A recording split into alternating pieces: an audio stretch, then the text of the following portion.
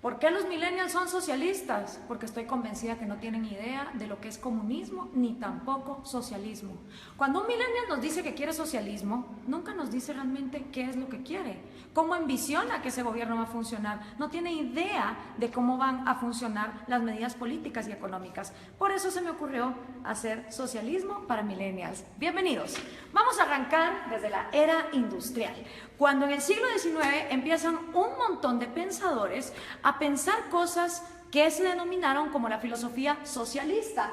Entre ellos estaba Giuseppe Mazzini. No digas tú, di nosotros. Esta visión de que renunciar al yo era lo mejor que le podía pasar a la sociedad. También Pierre-Joseph Proudhon, que dijo, la propiedad es robo. Estos dos contemporáneos inspiraron a Carlos Marx y a Federico Engels. Carlos Marx y Federico Engels se conocieron en 1843, 5 años antes de que escribieran el Manifiesto Comunista. Carlos Marx, hijo de padres judíos que dejaron la religión judía y se convirtieron al protestantismo, fue expulsado de Alemania, de Francia, de Bélgica, hasta que finalmente se va a Inglaterra, y en Manchester, junto con Federico Engels, un burgués, un hijo de industriales, ellos dos pues hacen el Manifiesto Comunista y describen el capital. Cosas interesantes, Carlos Marx trabajó muy poco en su vida y a la edad que yo tengo, 31 años, se retiró para ser un mantenido de Federico Engels por el resto de sus días. Vivió en Soho, Inglaterra, todo ese tiempo, y después de los 31 años nunca más volvió a trabajar. Estos dos personajes creyeron que habían descubierto el agua azucarada y que la época que estaban viviendo era una época única en la humanidad. Dicho en las palabras del mismo Carlos Marx, de este libro, The Politics Book, comunismo es el enredo de la historia resuelto. Para ellos el comunismo venía a resolver todas las luchas históricas. Según Marx y Engels, después de ellos la historia no volvería a ser la misma. Pero pensemos un poco en cuál era el mundo industrial en el que se movían Carlos Marx y Federico Engels. Para empezar, la filosofía que estos dos señores hicieron estaba inspirada para Alemania e Inglaterra, países industriales que tenían una gran industria que estaba cada vez más creciendo, no para países agrícolas. Y resulta que ni Inglaterra ni Alemania pusieron jamás en práctica las teorías de Marx ni de Engels tampoco. Quienes las pusieron en práctica fueron países agricultores que no contaban con las particularidades que Carlos Marx decía deberían de ser lo primero que debería haber, que es capital, manufactura e industria. En los países que más adelante vamos a ver, nos vamos a dar cuenta que no se puso en práctica. Además de esto, pensemos un poco en el mundo de estos dos señores. El mundo en el que se mueve Carlos Marx y el mundo en el que se mueve Federico Engels, 1848, es un mundo donde la esclavitud todavía era legal en Estados Unidos y en Europa, donde las mujeres no podíamos votar, prácticamente no teníamos ningún derecho porque éramos consideradas demasiado idiotas como para trabajar y votar. Era un mundo donde no había aviones, no había teléfonos, no había electricidad, no había inodoros, no había tampoco radios, no había televisión, no había satélites en el espacio, no había la mayor cantidad de profesiones que hoy por hoy existen en el mundo. Era otro mundo. Era una época donde estos dos hombres tuvieron la arrogancia de decir, de aquí para adelante la historia ya nunca va a cambiar. Ellos no tomaron en cuenta los avances tecnológicos, pensaron que la industria y esa época de los miserables iba a quedarse ahí para siempre.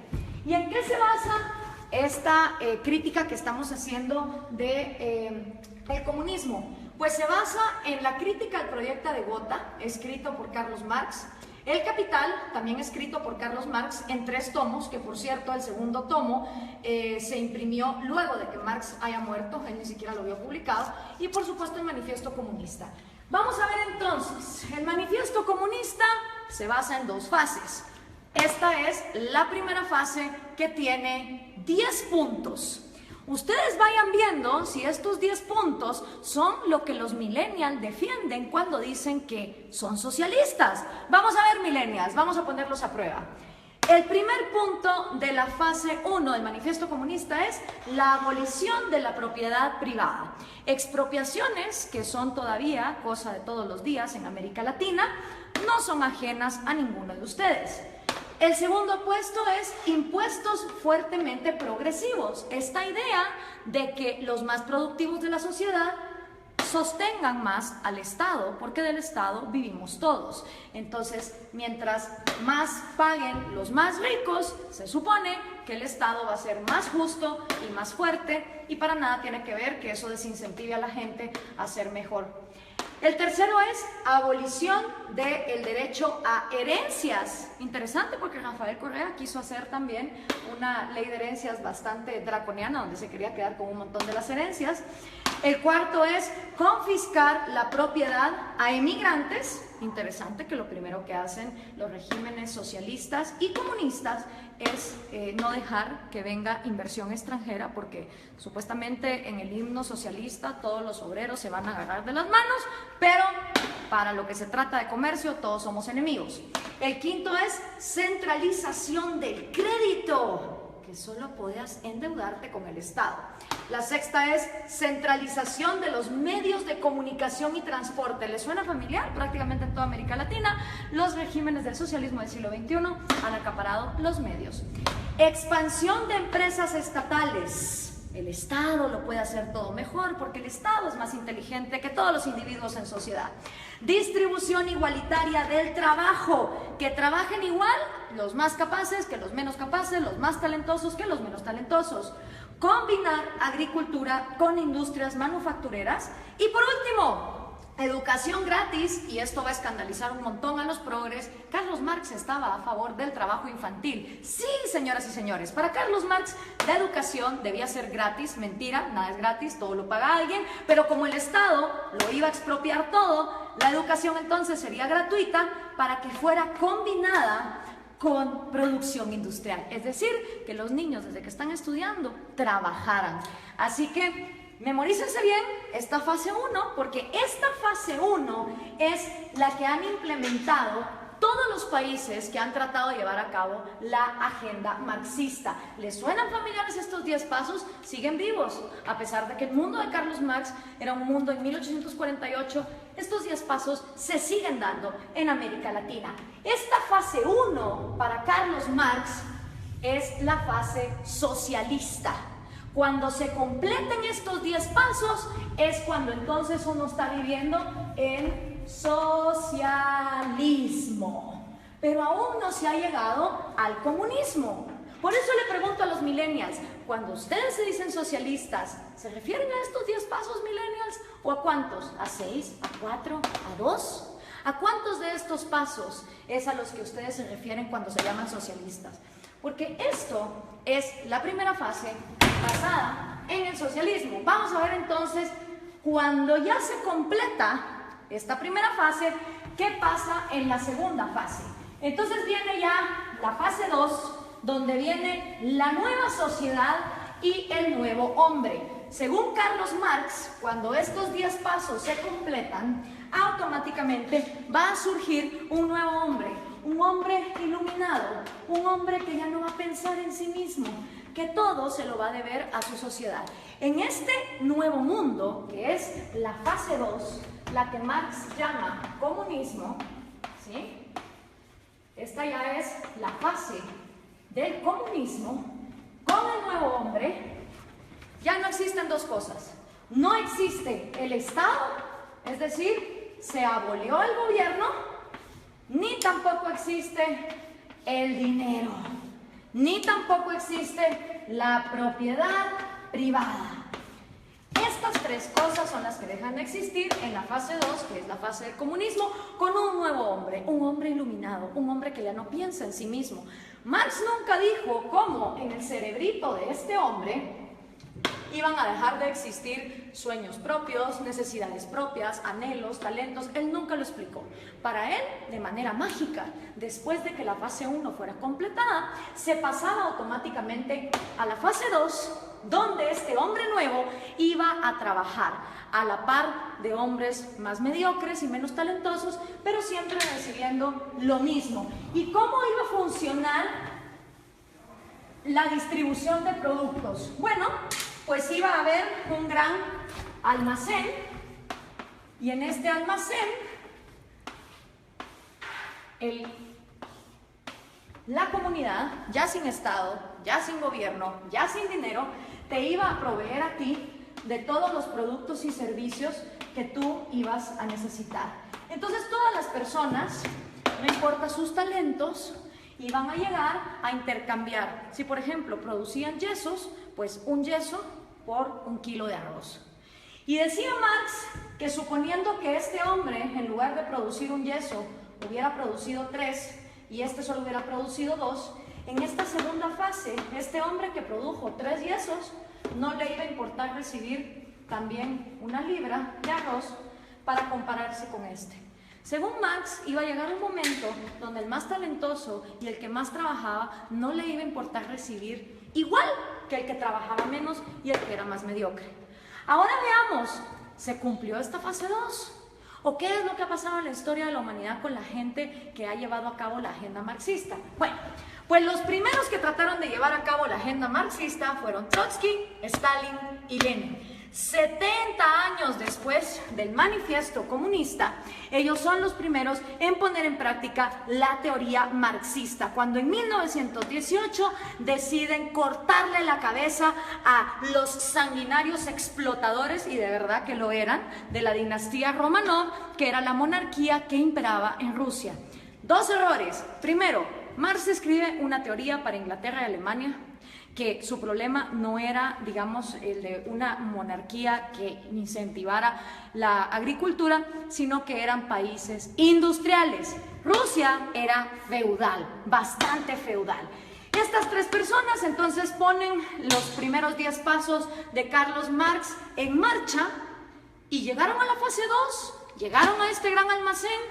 Realmente no. Ni se abolió la propiedad privada, ni se abolió el dinero, y el Estado, en lugar de aniquilarse, se fue volviendo más y más grande hasta volverse totalitario. ¿Y entonces qué pasó? En toda Unión Soviética se desplegaron los gulags. Cada uno de esos puntitos rojos que ustedes ven ahí son los gulags, los campos forzados de trabajo. Claro, desgraciadamente en esa época no había Twitter, no había Facebook, no había Instagram, entonces era muy difícil tener récords de las atrocidades y las violaciones a los derechos humanos que se daban en estos campos de concentración en condiciones de temperatura bastante salvajes y teniendo a la gente hasta lo último en el punto de inanición. Y para darles un ejemplo concreto, aquí hay una foto del Gulag de Ucrania, que era una parte fundamental para el sustento económico del Imperio Soviético, ya que producía 80% del carbón, 85% del hierro y el 70% de los metales. ¿No les suena familiar Venezuela? A ustedes que con el petróleo los tienen similar así. Después de la Unión Soviética, y que ojo, nunca se llegó a la fase 2 de comunismo, podemos decir entonces que lo único que hubo en Rusia fue socialismo, porque nunca se llegó a la fase 2. El siguiente sanguinario que quiso poner a prueba el comunismo fue Mao Zedong en China. En 1948 entra el Ejército Rojo y Mao hace su propio experimento con 2 atrocidades que aniquilaron a más de 60 millones de personas, que fueron el gran salto adelante y la revolución cultural, que básicamente era una manera de implementar los 10 pasos del manifiesto comunista y que llevaron al peor genocidio que la humanidad jamás ha visto. Y por supuesto, esta idea se trae a casa, y los primeros en traer la casa en su propia versión de Trotsky, Stalin y Lenin son el Che Guevara, Fidel Castro y Camilo Cienfuegos. Cosa interesante, Camilo Cienfuegos y Trotsky, siendo los intelectuales más moderados de este movimiento, fueron asesinados, este por Stalin y Camilo por Fidel Castro. Hasta en eso se parecen estos modelos, donde tenemos sanguinarios que traicionan a sus propios amigos cuando no se vuelven tan pues crueles y dictadores como ellos. Ahora veamos la línea. Entra Fidel Castro a Cuba y obviamente Fidel Castro sigue influyendo en la región. Aquí lo tenemos con Evo Morales y con Hugo Chávez, que traen el refrito, el socialismo del siglo XXI. La misma idea, los mismos 10 pasos, la misma utopía, llegar al gran almacén donde hasta el talentoso iba a renunciar por el mediocre. Y esto se sigue pasando. Aquí está Hugo Chávez con Kirchner, Néstor Kirchner y con Lula da Silva. Y por supuesto sus nuevos reciclados, Dilma Rousseff, que acaba de ser destituida, Mujica, Cristina Kirchner con Hugo Chávez. Si podemos ver, la línea es directa, las ideas son las mismas, es la misma receta y el resultado es el mismo. Entonces, ¿por qué los millennials insisten en ser socialistas? No me cabe la menor duda que es porque no conocen su historia, no tienen idea de lo que significa el socialismo, ni tampoco tienen idea de que el comunismo llega hasta una fase 2 que nunca antes se ha dado. Veamos algunos resultados por acá. Tenemos la cantidad de muertos que el comunismo ha producido. En la Unión Soviética 20 millones, en China 65 millones, en Vietnam 1 millón. En Corea del Norte se calcula, porque obviamente no se sabe, 2 millones, en Camboya otros 2, en Europa del Este 1 millón, en Latinoamérica 150.000, en África 1.7, en Afganistán 1.5, para llegar a 94.3 millones, según los datos estadísticos de los mismos gobiernos. ¿Y quiénes han intentado el proyecto comunista? Nada más y nada menos que la mitad del territorio del mundo. Entre los países que han intentado el proyecto comunista están la Unión Soviética, Ucrania, Bielorrusia, Azerbaiyán, Georgia, Turkmenistán, Uzbekistán, Armenia, Kazajistán, Kirguistán, Letonia, Lituania, Moldovia, Estonia, China, Vietnam, Laos, Alemania Oriental, obviamente.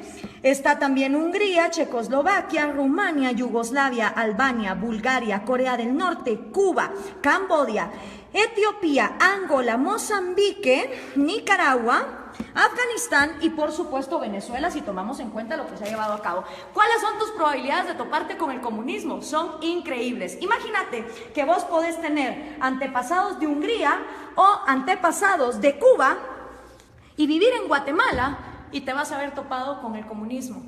Las probabilidades de que un ser humano se haya topado con el comunismo, una historia comunista, son de 1 en 2. Porque como les explicaba, de todo el mundo, la mitad del territorio de la humanidad ha intentado este experimento. Y el resultado no ha sido esa fase 2, no ha sido esa panacea de ese hombre iluminado, ese hombre que deja de pensar en sí mismo para solo pensar en los demás. El resultado ha sido lo que George Orwell nos describió hace tanto tiempo en La rebelión en la granja.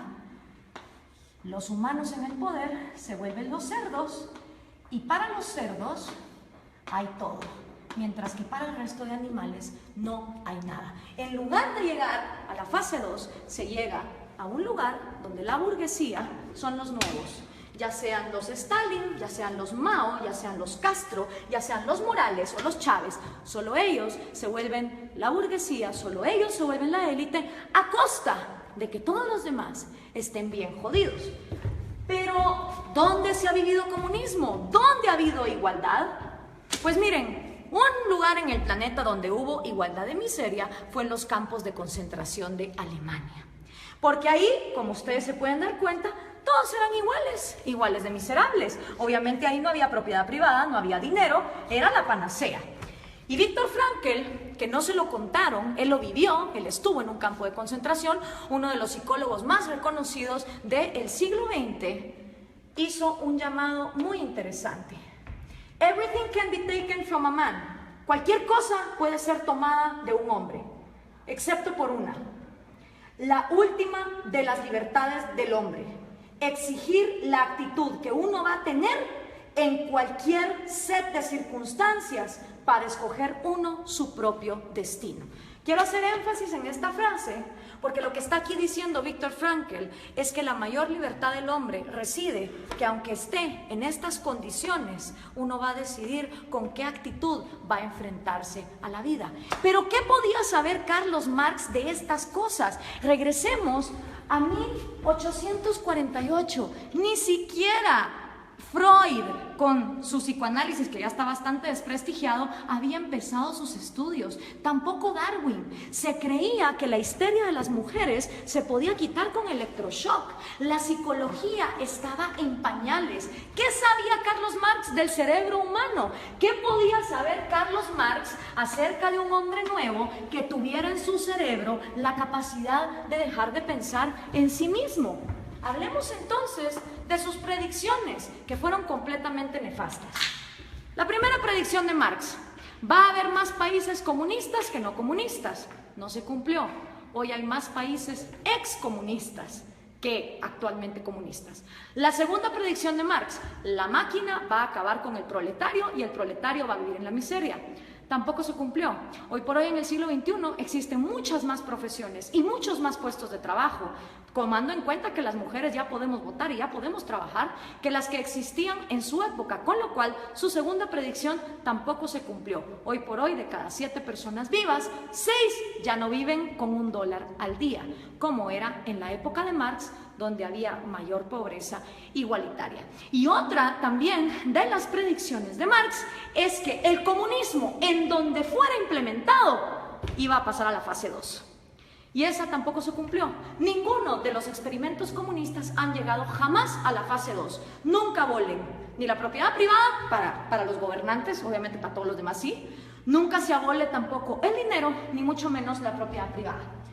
Pero aparte de Viktor Frankl, que escribió ese excelente libro de El hombre en busca del sentido, hoy por hoy tenemos excelentes referentes de la psicología evolutiva y la neurociencia que nos pueden explicar cómo de hecho nuestro cerebro no está diseñado para el comunismo. Uno de ellos es David Boss. Él es PhD, profesor de Harvard, de la Universidad de Michigan, de la Universidad de Texas, y ha escrito 7 libros de psicología evolutiva, incluyendo este. No son personas que te lo digan por fe, como te lo dijo Marx, y que solo lo dejó escrito, cómo iba a ser ese cambio en la psicología humana. Son personas que han estudiado la evolución, la genética de la vida, y que entienden cómo funciona el cerebro humano. Y una de las frases de David Boss es: no existe un agente autónomo con intereses llamado sociedad. Esto es una imposibilidad lógica. Sociedad como tal no piensa, no come, no llora, no tiene intereses. La sociedad no es más que el cúmulo de cada individuo. Y somos los individuos y nuestros derechos fundamentales los que realmente existimos en la realidad. Una sociedad de individuos pensantes, libres, funcionales, es una sociedad que avanza. Una sociedad donde todos los individuos se igualan hasta la miseria sin libertad, es una sociedad que no avanza hacia ningún lado. La sociedad como ente no se mueve. Los que se mueven son individuos. Y si algo le interesa a una sociedad que funciona como una célula, es que cada una de sus partes tenga vida, tenga propiedad privada y tenga libertad como sus 3 derechos fundamentales. Pero si eso no fuera poco, Steven Pinker, que también es un PhD, él se ha ganado el premio de la Academia Nacional de Ciencias a la mejor investigación en Inglaterra en 1993. También se ha ganado el premio de la Sociedad Cognitiva de la Neurociencia en el 2010 y ha sido 2 veces finalista del premio Pulitzer. Escribió el libro ¿Cómo funciona nuestra mente?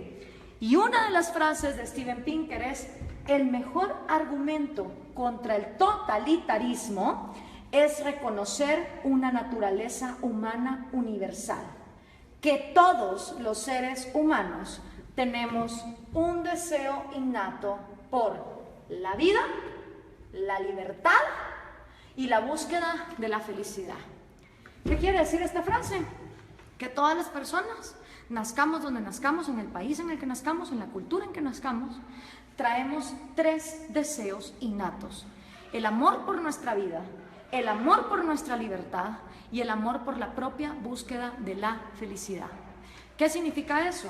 Que ustedes, si quieren buscar su felicidad, emprenden su propia vida como les diera la gana. Ahora, todos estos conocimientos de neurociencia que tienen David Boss o Steven Pinker, obviamente Carlos Marx no lo sabía, porque la psicología y la neurociencia no se habían desarrollado, no habíamos avanzado en la ciencia como para descubrir el ADN. El otro gran error de Marx, él pensó que en su época ya se había descubierto todo, y no era así.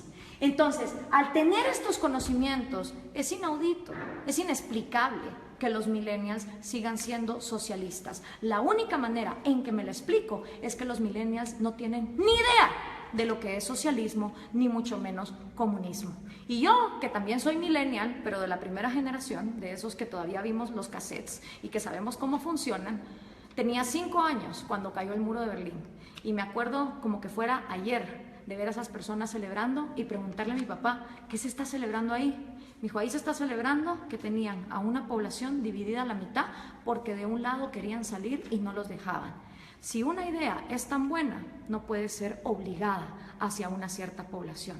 Y en todo lo que hemos visto aquí, lo único que hemos visto es obligación, hemos visto miseria, hemos visto genocidio. En la libertad no hay garantías. Yo no estoy aquí vendiendo una utopía ni una panacea. En la libertad hay riesgos y puedes perder como puedes ganar. En la libertad también existe la libertad de no participar en el mercado.